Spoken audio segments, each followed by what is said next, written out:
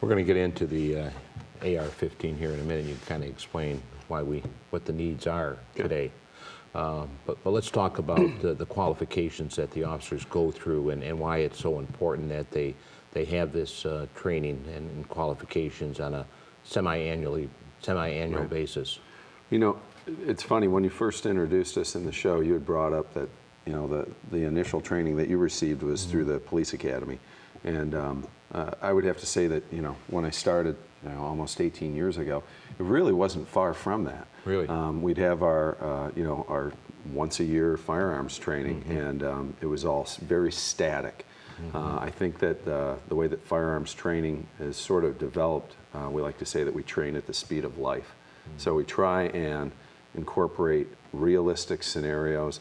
We're just no longer standing there firing at static targets on command, because life doesn't happen like that, and we want to inoculate the officers to stressful situations so that you know, in times of stress, they can sort of work through it because they've already been put through it. So if you go back into the 70s, 80s, and 90s, the training was just a basic. It didn't really give a scenario.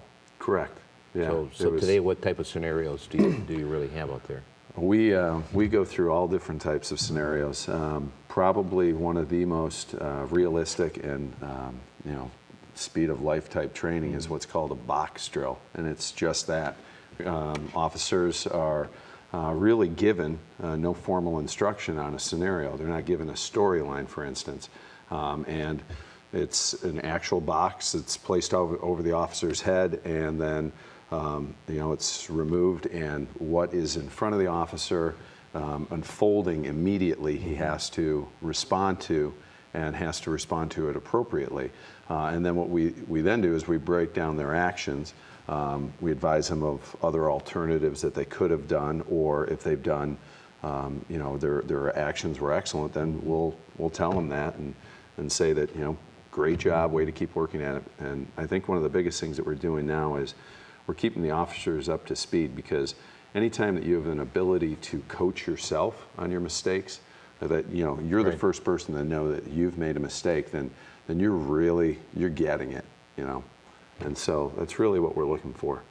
So you have the training in the summer months at the outdoor range. We do. During the winter months, we primarily train indoor. The summers, we're fortunate enough that the city of Centerline has allowed us to use their range.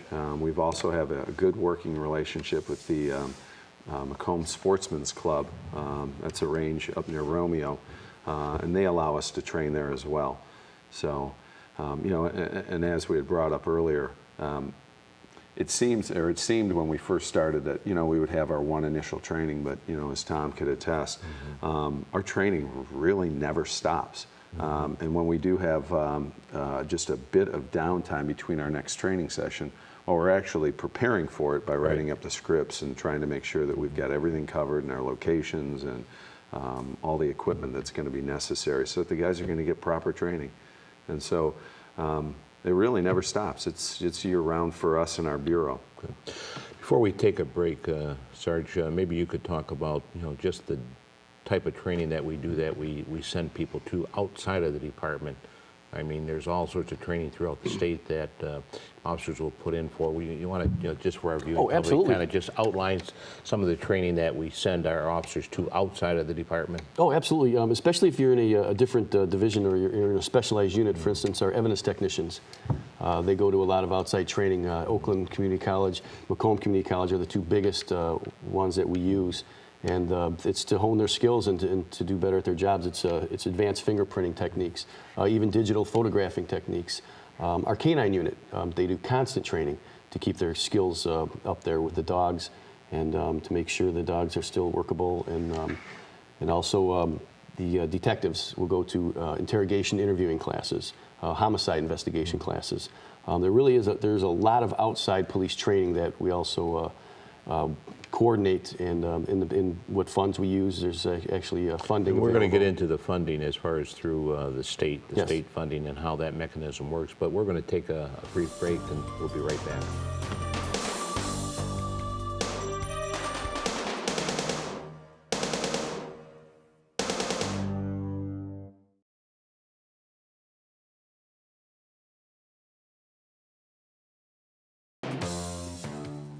Welcome back to Police Journal. We're talking about police training and how important it is to any police department. And Sergeant Randall, we were talking about the training funding of training, and there's a state public act. Is it 302? Yes, 302 funds. I want to tell our viewing audience how that works. Yes, that's state-issued funding for police training, and what it basically it will match the city's funds that the city will put in. So, for instance, if the city put in $50,000 for funding, if you commit to that at the very early going, which is in 1982, I believe, is when it started, they will commit at least that amount in federal or state funds for police training. And what it does is there's a thing called MCOLS, Michigan Commission on Law Enforcement Standards.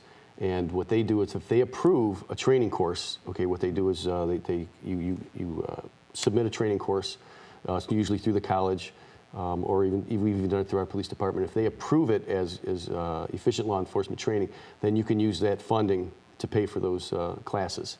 And if there's stuff that isn't 302 approved, of a lot of out-of-state things, even dispatch, we go from what we call the 824 fund, which is a city fund. The city also gives funding for yearly training also. Good.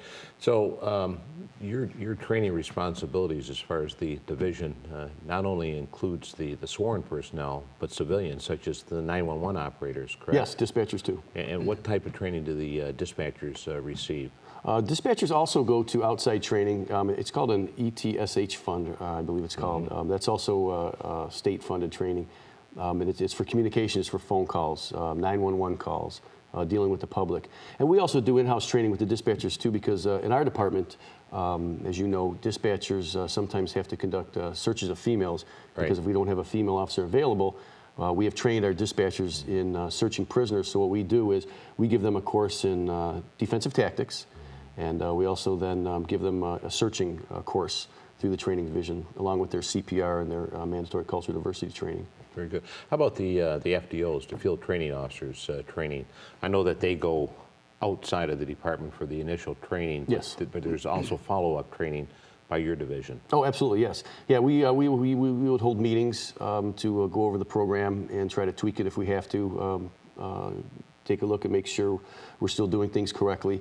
And they also have updates for FTOs. There's also outside training to update them also. Because sometimes there'll be changes in recommendations, actually, in how to do some basic FTO training, like scoring on the sheets that we evaluate the new officers with and things of that nature. Do we ever train with other departments as far as some sort of a, I know as far as the SRT, the Special Response Team, you train with other, and we'll talk about that later, but as far as our basic training, do we bring other departments in for training purposes? Yes, it's not uncommon for that to happen. In fact, just this past 40-hour block, our very intense simulations training day and our exercise day that was put on by Corporal Brosnan here, word got out about the intensity and the quality of the training. And we had several departments coming asking if they could participate or at least be observers in it. And also, because we are such a proactive training division, I've had calls several times from other departments asking how we do our training division. And I've had guys request to come in and spend a day with me to observe our training division, because actually there has been word out that we have a very quality, intense training that we do department-wide. Because, like I said before, what I really like about how our department is run is we're a very proactive traiing division. Why react to a situation that happened bad on the street? Let's try to avoid it and give these officers the skills that they need. So not that a bad incident can happen, but let's try to lessen the percentage of it happening. And that's what I'm really proud of with our division.